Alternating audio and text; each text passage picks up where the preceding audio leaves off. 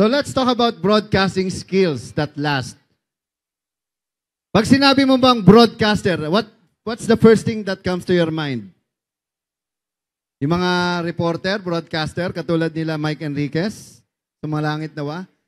So kailangan ba ganyan ka magsabi? Magandang araw po sa inyo mga kapuso at dahil dito, hindi namin kayo tatantanan. O kaya kaboses ni Magandang Gabi, Bayan at sa ulo ng mga nagbabagang balita. Di ba? Kailangan ba ganon? O kaya pwede bang yung, meron akong kwento atin ito. Sino ba tong lola mo? Ang ganda-ganda na.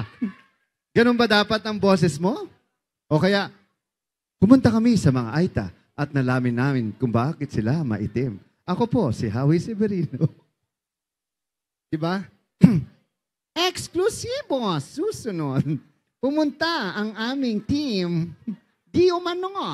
Kailangan ba ganun ang boses mo? At the end of the day, you can create your own personality.